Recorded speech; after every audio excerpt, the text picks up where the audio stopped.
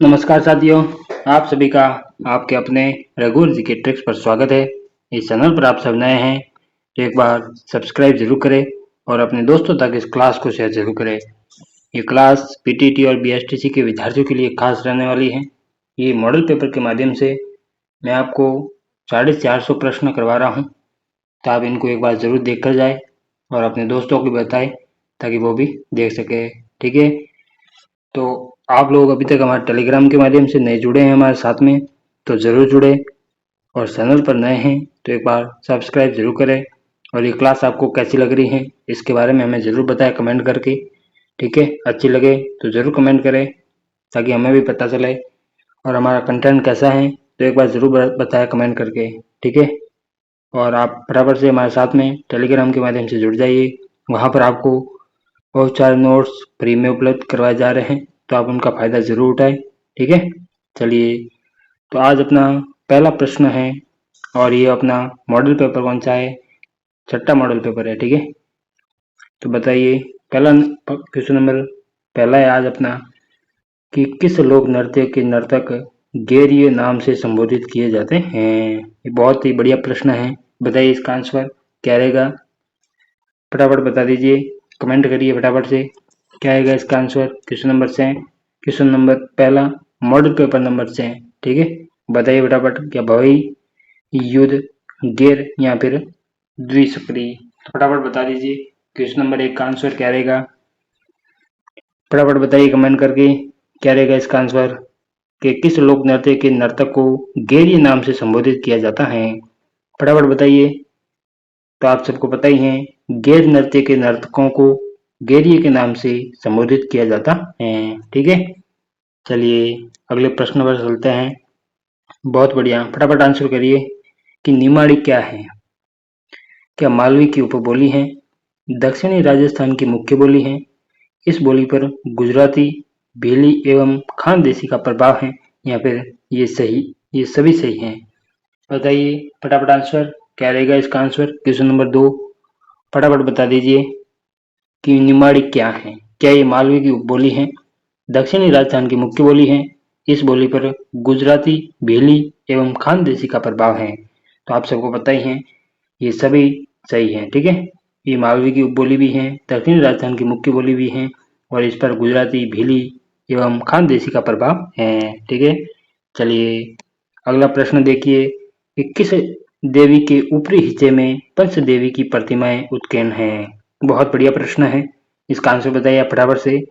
इसी टाइप के प्रश्न आपको एग्जाम में देखने को मिल सकते हैं, तो आप जरूर इन मॉडल पेपरों को एक बार देख कर जाए। ठीक है, मैं आपके लिए 18 मॉडल पेपर लेकर आया हूँ जिसमें 450 प्रश्नों का समावेश है, तो आप इनको जरूर देखें। और इनके आंसर सहित पीडीएफ मैं हमारे टेलीग्राम पर डाल रहा हूँ, तो वहां जाकर आप इनको डाउनलोड कर सकते हैं और उसकी प्रिंट निकलवा कर इनको एक बार जरूर देखें। ठीक है, चलिए, तो बताइए क्वेश्चन नंबर 3 का आंसर क्या रहेगा कि किस देवी के ऊपरी हिस्से में पंच देवी की प्रतिमाएं उत्कीर्ण हैं? क्या शीतला माता, शीला माता, नारायणी माता या फिर शाकंभरी माता? तो बताइए फटाफट से आंसर क्वेश्चन नंबर 3 का क्या रहेगा आंसर? फटाफट बता दीजिए। क्वेश्चन नंबर 3 का आंसर बताइए फटाफट, क्या रहेगा इसका आंसर? तो आप सबको बताइए, शीला माता के ऊपरी हिस्से में पंच देवी की प्रतिमाएं उत्कीर्ण हैं, तो इसका आंसर रहेगा ऑप्शन नंबर बी, शीला माता। ठीक है, फटाफट बताइए अगला प्रश्न देखिए, क्वेश्चन नंबर 4। और अभी तक आपने इस चैनल पर आप सब नए हैं तो एक बार चैनल को सब्सक्राइब जरूर करें। इस छोटा सा चैनल आप सभी का अपना परिवार है, इसे आगे बढ़ाने में जरूर, ठीक है, इसे आगे बढ़ाने में अपनी भागीदारी जरूर निभाएं। तो बताइए क्वेश्चन नंबर 4 का क्या रहेगा आंसर कि ग्रासिया राजस्थान में जनसंख्या के संदर्भ में तीसरे नंबर की जनजाति हैं। यह मुख्यतः निवास करती हैं किस जिले में? क्या सिरोही में, बीकानेर में, कोटा में या फिर धौलपुर में? ये प्रश्न पूछ रहे हैं कि ग्रासिया राजस्थान में किस जिले में निवास करती हैं। ठीक है, प्रश्न भले ही बड़ा है लेकिन ये सिर्फ इतने पूछ रहा है कि ग्रासिया किस जिले में निवास करती हैं ज्यादातर। ठीक है, तो बताइए क्वेश्चन नंबर 4 का आंसर क्या रहेगा? फटाफट बता दीजिए। आप सबको पता ही है ग्रासिया कहाँ पर ज्यादा पाए जाते हैं, तो बताइए। और आप लोग अभी तक हमारे टेलीग्राम के माध्यम से नहीं जुड़े हैं तो एक बार जरूर जुड़े हमारे साथ में। आपको कई सारे नोट्स बिल्कुल फ्री में उपलब्ध करवा जा रहे हैं। जो नोट्स आप पैसे देकर, जो आप 5-5 हज़ार रुपये तक देकर कोर्स खरीदते हैं, वही नोट्स बिल्कुल फ्री में दे रहा हूँ मैं आपको। तो आप टेलीग्राम के माध्यम से हमारे साथ में ज़रूर जुड़े और उन पीडीएफ को डाउनलोड करके उसकी नोट्स के पीडीएफ आप प्रिंट निकलवा लें और उसको आराम से पढ़ें। प्रिंटेड नोट्स भी हैं और हस्तलिखित नोट्स भी हैं, तो आप दोनों देख सकते हैं। ठीक है, तो चलिए आंसर बताइए क्वेश्चन नंबर 4 का। तो आप सबको पता है ग्रासिया ज्यादातर सिरोही जिले में पाए जाते हैं, तो इसका आंसर रहेगा ऑप्शन नंबर ए, सिरोही में। ठीक है, चलिए अगला प्रश्न देखते हैं कि जयपुर में स्थित रातला जी किस संप्रदाय की पीठ है। रालता जी, बताइए रालता जी किस संप्रदाय की पीठ है। क्या शाक्त संप्रदाय, पाशुपत संप्रदाय, रामानुज संप्रदाय या फिर नाथ संप्रदाय। बताइए रालता जी किस संप्रदाय की पीठ है। फटाफट कमेंट करिए, फटाफट कमेंट करके बताइए इसका आंसर क्या रहेगा, बता दीजिए फटाफट से। और अपने दोस्तों तक आपने शेयर नहीं किया तो एक बार फटाफट शेयर कर दीजिए, और लाइक नहीं किया है तो लाइक जरूर करें ताकि हमारा भी हौसला बढ़े। ठीक है, बताइए क्वेश्चन नंबर 5 का क्या रहेगा आंसर, फटाफट बता दीजिए। तो इसका आंसर रहेगा ऑप्शन नंबर सी, रामानुज संप्रदाय की पीठ है। चलिए अगला प्रश्न देखते हैं कि तीर्थ यात्रा की सफलता हेतु राजस्थान में किस लोक देवी की पूजा की जाती है। क्या जिलानी माता, पथवारी माता, शीतला माता या फिर सकराय माता। तो आंसर बताइए फटाफट से, फटाफट आंसर बता दीजिए। क्वेश्चन नंबर 6 का क्या रहेगा आंसर, फटाफट बता दीजिए। और अभी तक आपने इस क्लास को शेयर नहीं किया है तो एक बार फटाफट से शेयर कर दीजिए अपने सोशल मीडिया के माध्यम से। फटाफट बता दीजिए, अपने दोस्तों को भी शेयर करिए फटाफट। क्या रहेगा इसका आंसर, कमेंट करके ज़रूर बताएं कि ये प्रश्न आपको कैसे लग रहे हैं। ठीक है, तो बताइए क्वेश्चन नंबर 6 का क्या रहेगा आंसर, फटाफट बता दीजिए। क्वेश्चन नंबर 6, तो आप सबको बताइए तीर्थ यात्रा करने के लिए हम कैसे चलते हैं, पैदल चलते हैं। तो पैदल से पथवारी माता को याद रखिए, प से पैदल, प से पथवारी माता, इस ट्रैक से आप इसको याद रख सकते हैं। तो इसका आंसर रहेगा ऑप्शन नंबर बी। ठीक है, पथवारी माता।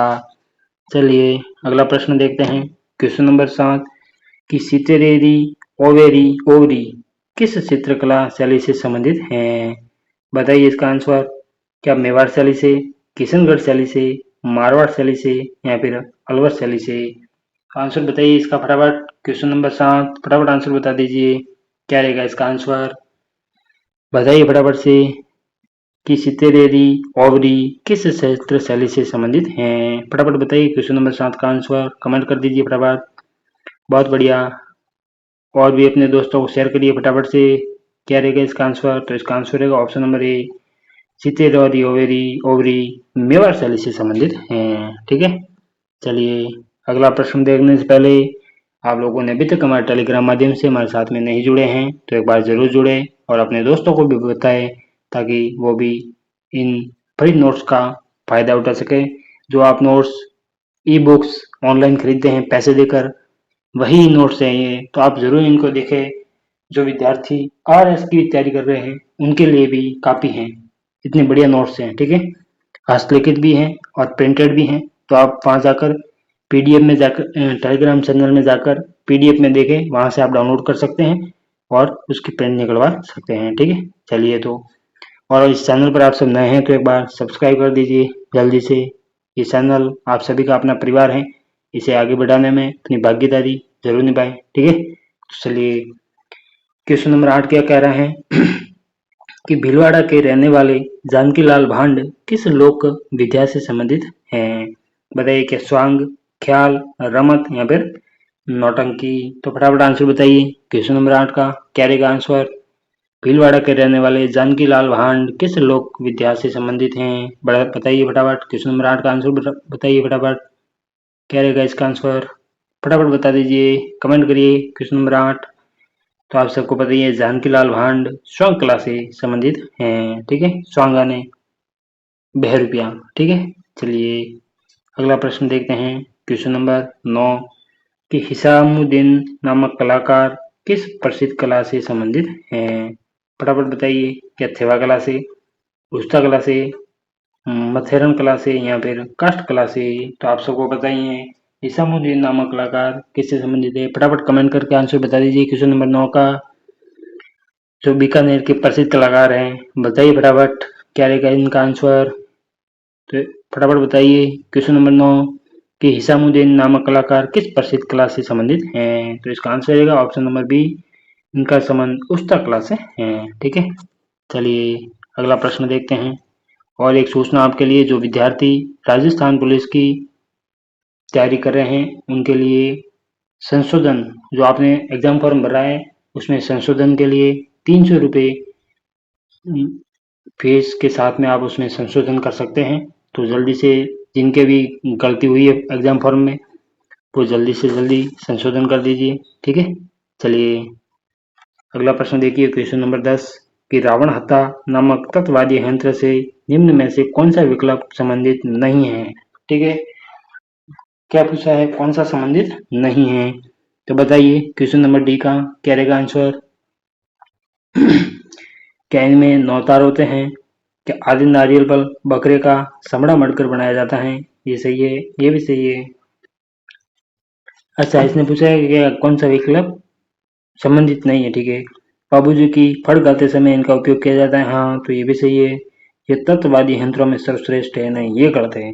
तो इसका आंसर रहेगा ऑप्शन नंबर डी। ठीक है, चलिए अगले प्रश्न पर चलते हैं। बहुत बढ़िया, पढ़ दे रही है ऐसे ही। और ये आपको प्रश्न कैसे लग रहे हैं आप कमेंट करके ज़रूर बताएं हमें। ठीक है, और अपने दोस्तों तक फटाफट शेयर कर दीजिए ताकि वो भी इनको देख सकें। बहुत बढ़िया प्रश्न हैं, काफ़ी मेहनत करके बनाए गए हैं आपके लिए, खोज खोज कर लाए गए हैं। ठीक है, तो आप इनको एक बार ज़रूर देख कर जाएं।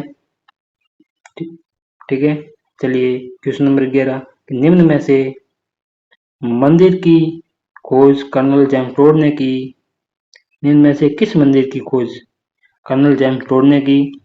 अध्यावत्य कि वह पंचायतन शैली में बना हुआ है?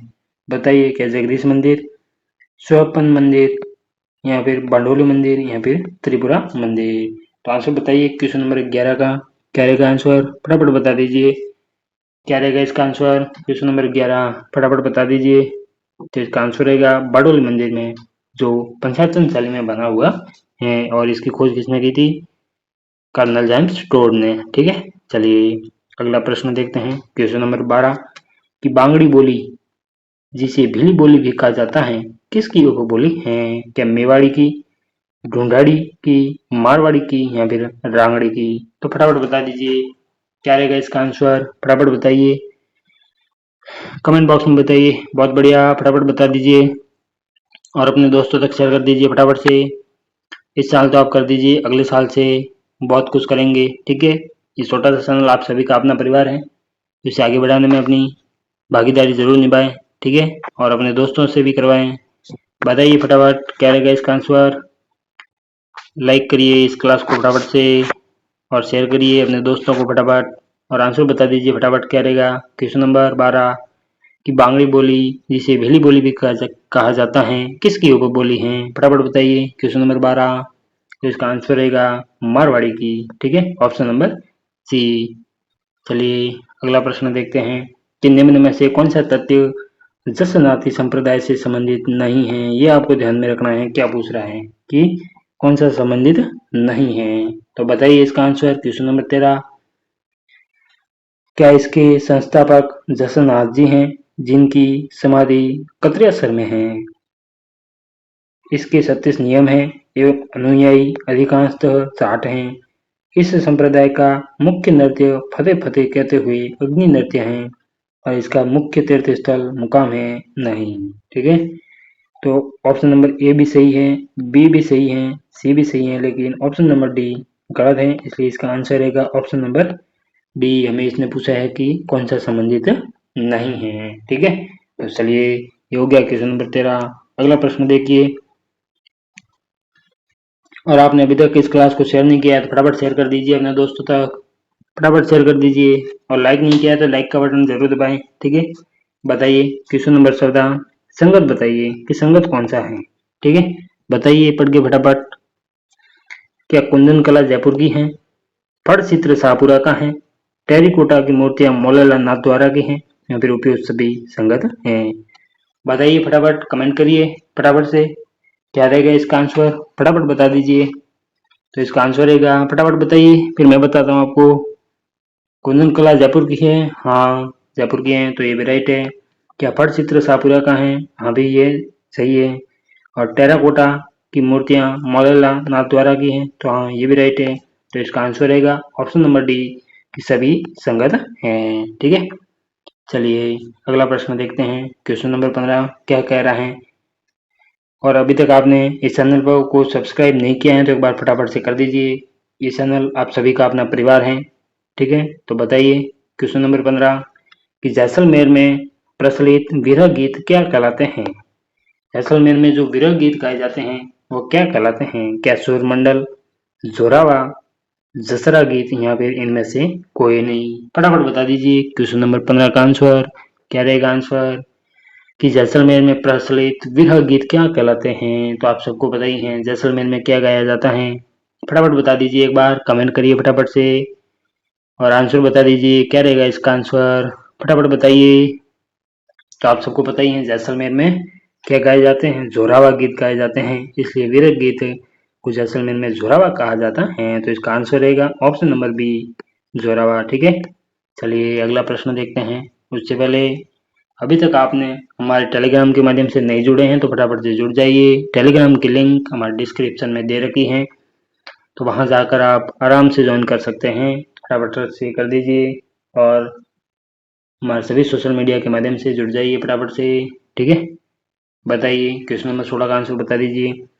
पी की बगड़ावतों की कथा कहने वाले भूपे निम्न में से किस वाद्य यंत्र का प्रयोग करते हैं। क्या रावण हथा, जंतर, शहनाई या फिर सारंगी। बताइए फटाफट आंसर क्वेश्चन नंबर 16 का क्या रहेगा आंसर, फटाफट बता दीजिए कि बगड़ावतों की कथा कहने वाले भोपे निम्न में से किस वाद्य यंत्र का उपयोग करते हैं। तो आप सबको पता ही है बगड़ावतों की कथा कहने वाले भोपे जंत्रवादी यंत्र का उपयोग करते हैं। तो इसका आंसर रहेगा ऑप्शन नंबर बी, जंत्रवादी यंत्र। ठीक है, चलिए अगला प्रश्न देखते हैं। क्वेश्चन नंबर 17 कि किस चित्रकार द्वारा 1623 ईस्वी में रागमाला चित्रावली का निर्माण किया गया। क्या कमला, नूरुद्दीन, साहिब राम या फिर वीर जी। तो आंसर बताइए फटाफट से क्वेश्चन नंबर 17 का क्या रहेगा आंसर कि किस चित्रकार द्वारा 1623 ईस्वी में रागमाला चित्रावली का निर्माण किया गया था। फटाफट बताइए क्वेश्चन नंबर 17 का क्या रहेगा आंसर। अभी तक आपने इस क्लास को शेयर नहीं किया तो फटाफट शेयर कर दीजिए अपने दोस्तों तक, फटाफट कर दीजिए। ये आपका ही परिवार है, किसी और का नहीं है। ठीक है, तो इसे आगे बढ़ाने में आप जरूर अपनी भागीदारी निभाएं, फटाफट शेयर कर दीजिए। तो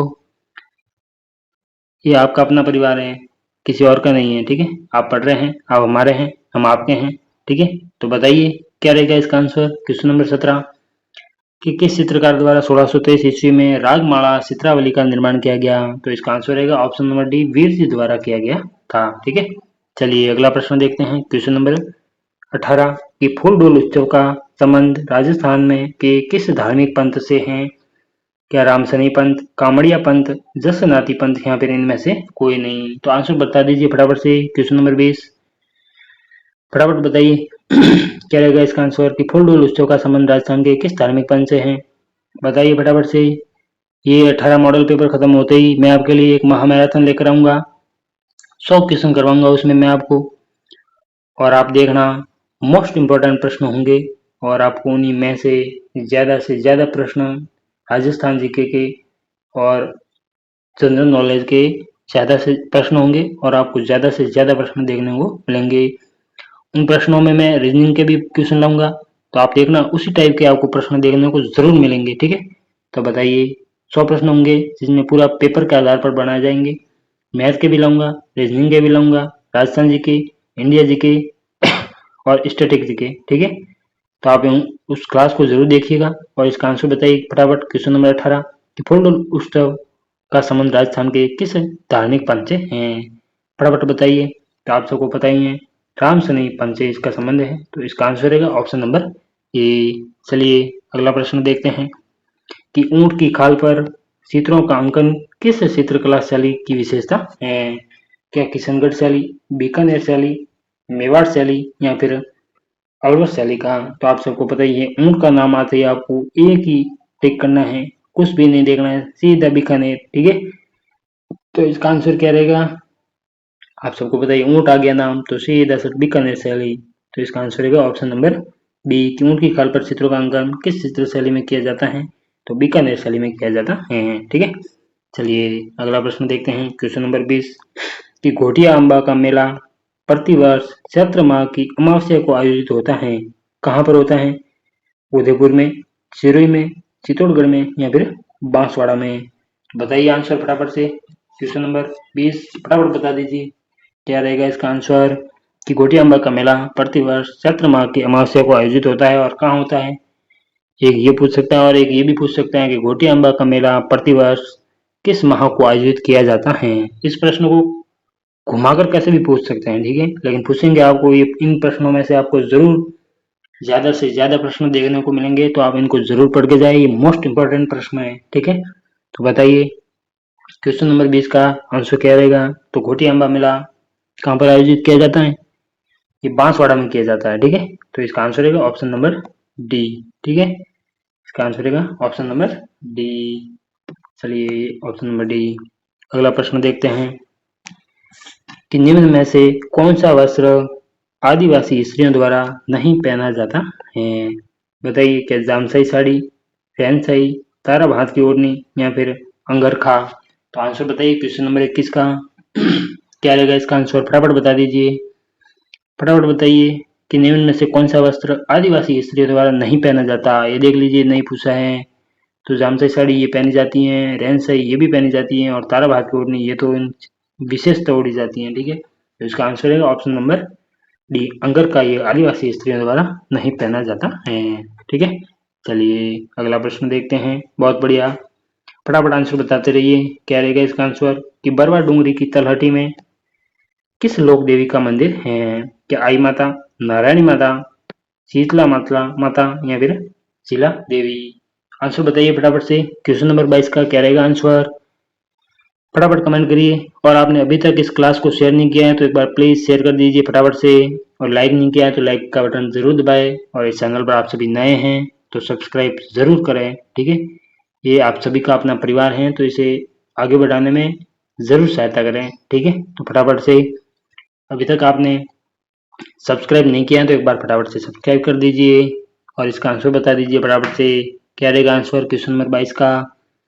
तो इसका आंसर रहेगा ऑप्शन नंबर बी, नारायणी माता, जिनका मंदिर बरवा डूंगरी की तलहटी में बना हुआ है। ठीक है, चलिए अगला प्रश्न देखते हैं कि वैशाख कृष्ण तृतीया को कौन सा त्योहार मनाया जाता है? क्या नाग पंचमी, आखा तीज, ऋषि पंचमी या फिर छोटी तीज? फटाफट बताइए क्वेश्चन नंबर 23 कि वैशाख कृष्ण तृतीया को कौन सा त्योहार मनाया जाता है?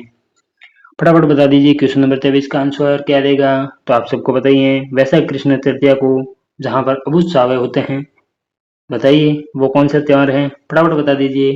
तो आप सबको बताइए हैं वो है आका तीज। ठीक है, जहाँ पर अबूझ सावे होते हैं और कई सारी शादियाँ बिना मुहूर्त के भी कर सकते हैं। ठीक है, ज्यादातर होती भी है, गाँवों में होता है ये। ठीक है, चलिए अगला प्रश्न देखते हैं क्वेश्चन नंबर 24, सेकंड लास्ट, कि शिकार का बहुरंगी एवं वैविध्यपूर्ण चित्रण किस चित्रकला शैली का प्रतीक है? क्या कोटा शैली का, किशनगढ़ शैली का, मेवाड़ शैली का या फिर अलवर शैली का? तो आंसर बताइए फटाफट से क्या रहेगा इसका आंसर क्वेश्चन नंबर 24, फटाफट बता दीजिए। और अभी तक आपने शेयर नहीं किया तो फटाफट से शेयर भी कर दीजिए। फटाफट बताइए, थोड़ी सी क्लास बची है, फटाफट बता दीजिए क्वेश्चन नंबर 24 क्या रहेगा इसका आंसर। बताइए फटाफट, आंसर करिए कमेंट बॉक्स में। और क्लास को लाइक नहीं किया है तो फटाफट लाइक कर दीजिए। तो इसका आंसर रहेगा ऑप्शन नंबर ए, कोटा चित्रशैली। ठीक है, चलिए आज का अंतिम प्रश्न, कि निम्न में से किस दुर्ग को सुदर्शनगढ़ के नाम से भी जाना जाता है? क्या कुंभलगढ़, नाहरगढ़ दुर्ग, मैगजीन महल या फिर बढ़नेर दुर्ग? फटाफट बताइए क्या रहेगा इसका आंसर, फटाफट बताइए। अंतिम प्रश्न है आज का अपना, तो इसका आंसर रहेगा ऑप्शन नंबर बी, नाहरगढ़ दुर्ग को सुदर्शनगढ़ के नाम से भी जाना जाता है। और ये कहाँ पर है? तो ये जयपुर में है, ठीक है।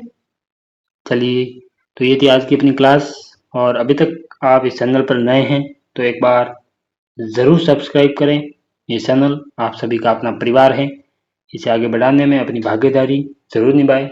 और आप अभी तक हमारे टेलीग्राम के माध्यम से भी नहीं जुड़े हैं तो टेलीग्राम की लिंक डिस्क्रिप्शन में दे रखी है, वहाँ जाकर आप आराम से ज्वाइन कर सकते हैं। वहाँ पर आपको काफ़ी सारे नोट्स, मतलब ज़्यादा सब सारे नोट्स, राजस्थान जीके के टोटल नोट्स, अगर आप आरएस की तैयारी भी कर रहे हैं तो आपके लिए काफ़ी हैं। वहाँ जाकर आप डाउनलोड कर सकते हैं, उनकी प्रिंट निकलवा सकते हैं और आराम से घर बैठे पढ़ सकते हैं। वही नोट्स हैं जो आप पैसे देकर खरीदते हैं, ठीक है। मैं आपको बिल्कुल फ्री में दे रहा हूँ, तो वहाँ जाकर आप आराम से डाउनलोड करिए, प्रिंट निकलवाइए और आराम से घर बैठे पढ़िए, ठीक है। चलिए, तो आज के लिए इतना ही, आगे का पढ़ेंगे कल। धन्यवाद।